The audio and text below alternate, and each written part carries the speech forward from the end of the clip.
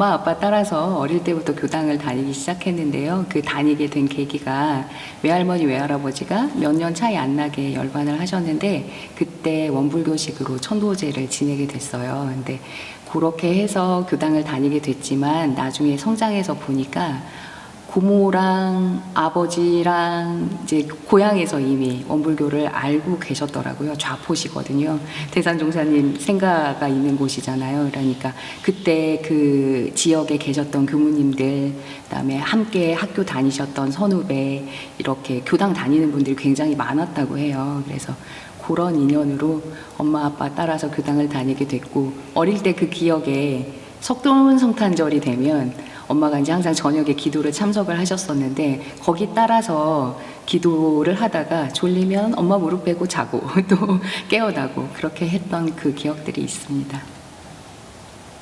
저는 이제 제가 교도로 지냈던 때가 학생회 때까지니까 바로 간사 근무하고 원불교로 출가를 해서 교무가 된 케이스여서 어릴 때 교당 다녔을 때는 그냥 모든 활동들이 다 재미있었어요. 교당에 가면 친구들도 만나고 또 교무님 만나서 이야기 나누고 이런 모든 활동들이 좋았는데 제일 기억에 남았던 것은 고등학교 진학을 위해서 이제 진안에 있다가 아버지 직장 따라서 진안에 있다가 전주로 이제 시험을 쳐서 나왔었을 때 우연찮게 인연이 된 교무님이 그 진안에서 외할머니 외할아버지 천도제를 지내주셨던 그 교무님이 금암교당에 계셨어요. 근데 그 당시에 그 금암교당은 완전 초창기여가지고 사무실 한 칸 정도 되는 그 조그만한 곳에 법당 하나만 있었어요. 교무님 숙소도 그 뭐라고 할까 굉장히 불편하게 침대 하나 겨우 짜 넣어서 이렇게 앵글 짜 넣은 곳에서 이렇게 주무시곤 하셨거든요. 근데 그곳에 그 학생회원들이 제법 있었어요.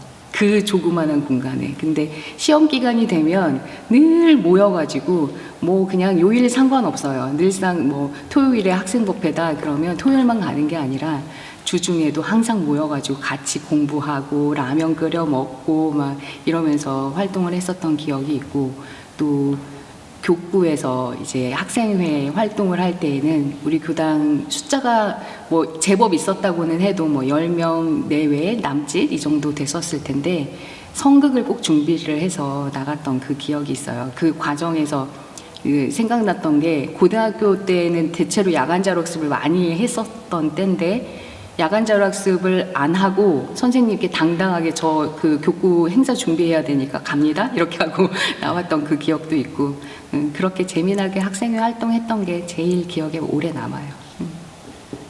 출가하게 된 동기는 아까 이제 천도제를 통해서 제가 입교를 하게 되었다고 했잖아요. 그렇게 알게 되었는데 저는 항상 뭐라고 얘기를 하냐면 말빛 지지 않으려고 출가했다 이 말을 항상 먼저 해요. 왜 그러냐면 어릴 때 교무님들이 그 당시에는 순교를 참 많이 다니셨어요. 교무님들께서. 그래서 집에 이제 왔다가 다녀가시면 꼭 이렇게 손을 잡고 같이 그 지역을 이렇게 같이 거닐거나 아니면 교당에 가서도 잠깐 이야기를 하거나 그런 시간들이 되게 많았었는데, 그럴 때마다 제 속명이 성진이거든요. 근데 성진이 나중에 커서 뭐가 될래? 이렇게 교무님들이 물어보시면 전 교무님 할래요 이랬다는 거예요. 저는 기억이 안 나요. 그런데 너무 어릴 때라. 그런데 그 이야기를 했다고 하니까 아 나는 그러면 교무님 하려고 그랬었나 보다.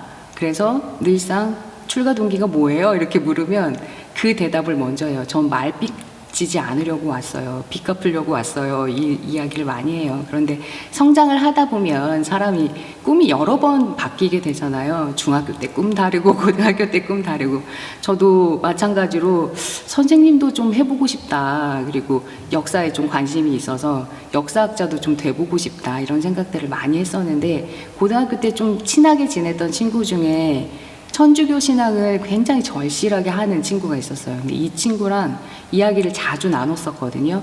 종교는 다른데 신앙을 가지고 있다라는 그 이유 하나만으로 굉장히 깊이 있는 이야기를 많이 나누게 되었어요. 그래서 인생에 대해서 그때 좀 깊이 있게 고민을 좀 했달까 그런 생각이 들었었는데, 그런 이야기들을 나누다 보니까 아 나는 사람들의 그 깊은 이야기 듣는 걸 좋아하나 보다. 그리고 무언가 이렇게 풀어지지 않은 것들이 담겨져 있으면 마음의 이야기를 듣고 좀 풀어주는 데에 그 좀 뭐라고 해야 될까?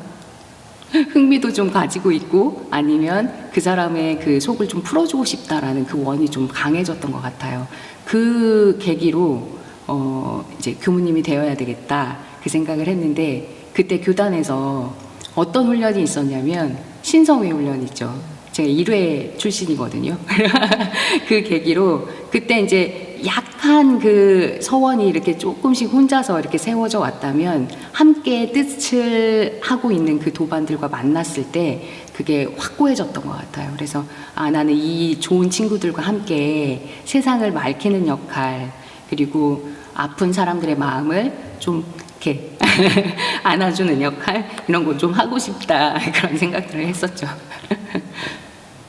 저는 그 공부 표준이라고 하면 지금까지 교역 생활 굉장히 오래됐거든요. 사실 2년만 더 하면 이제 20년이 돼요.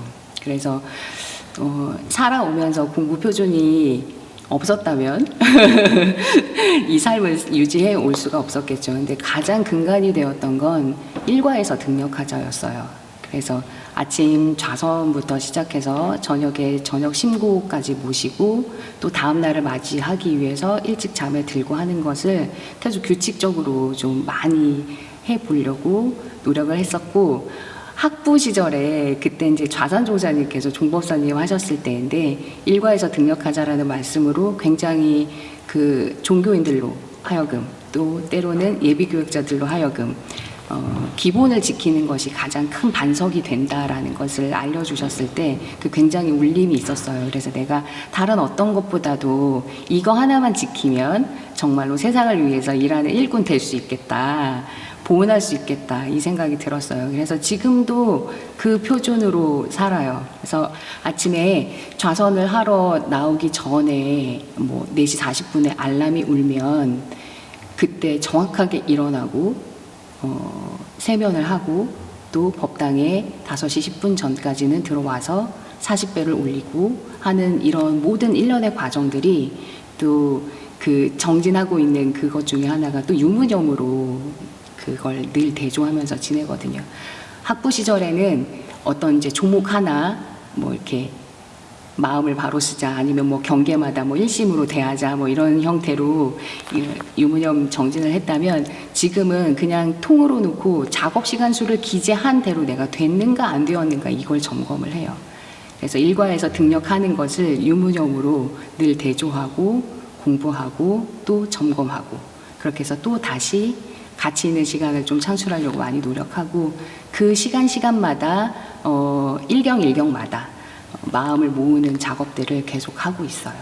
심고 모시고 또 그대로 임해보고 마치고 나선 또 감사 기도 올리고 예를 들자면 식사 시간에도 그렇게 하는 거예요. 그냥 대체로 합장하고 감사히 잘 먹겠습니다. 이 정도만 하고 말 텐데 예전에 출가단회에서 한번 어떤 교무님이 그 이야기를 하시더라고요.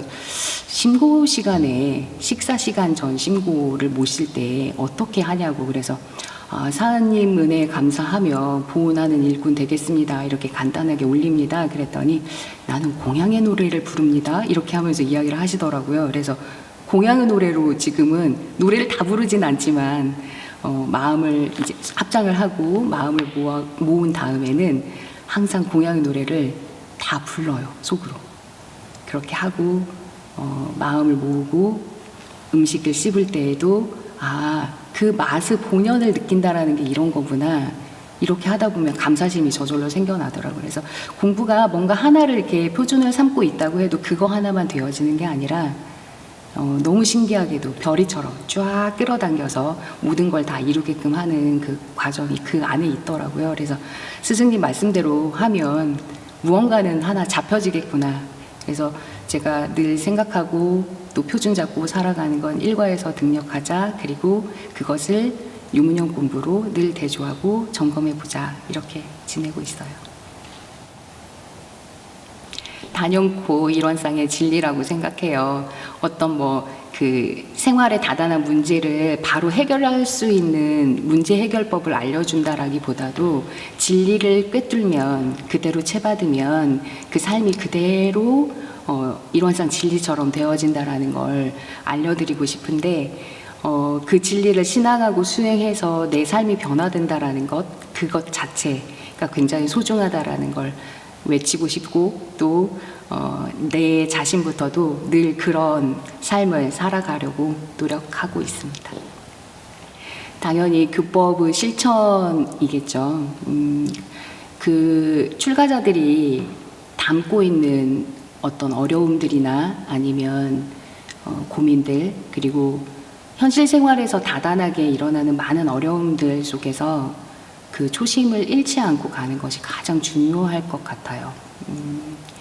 무엇보다도 대종사님의 그 개교의 동기에서 밝혀주신 그 파랑구의 일체생명을 광대무량한 낙원으로 인도하려는 그 동기가 우리 모두에게 내재화되어져 있는데 그 부분을 살려내질 못하는 것 같아서 그게 제일 안타까웠거든요.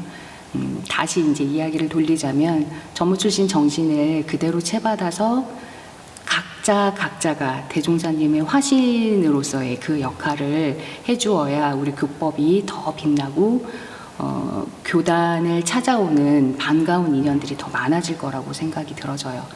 그 인연들을 대할 때마다 꼭 국한 짓지 말고 내 교당 사람 아니면 우리 교단 사람 이렇게 국한 짓지 말고 만나는 인연들마다 이 교법을 제대로 전달하려는 그 마음, 교화 마인드겠죠.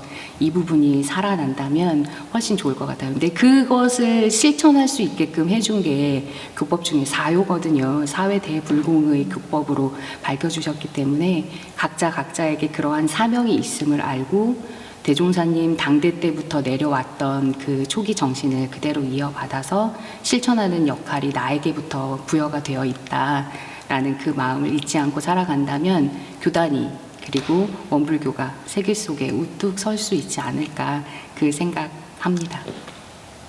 저는 뭐 교무가 되기 위해서 살아왔으니까 사실 내 삶의 목표다 하면 전무 출신의 삶을 잘 마치는 것 그것이겠죠. 어떠한 경계가 와도 끊임없이 그 마음을 챙기고 또 경계마다 마음을 모으고 또 그걸로 공부하고 그걸로 교법화하고 이런 게 이제 목표인데 세부적으로 조금 이야기를 하자면 지금 교육학을 하고 있어요. 그래서 논문만 쓰면 되는 상황인데 아직 이렇게 현장에서 계속 일을 하느라고 다 마치지 못한 상황이어서 되도록이면 이 공부도 내가 개인의 욕심을 채우기 위해서 한다라기보다도 교단은 어느 곳에서 쓰여질 수 있을까라는 그 마음 하나로 매진을 하려고 해요. 그래서 단기적으로는 박사 논문을 마무리 짓는 것이고 장기적으로 보았을 때는 전무 출신의 삶을 잘 마무리 지어서 후진들에게 아니면 사람들에게 부끄럽지 않은 교역자 그런 모습으로 남고 싶습니다.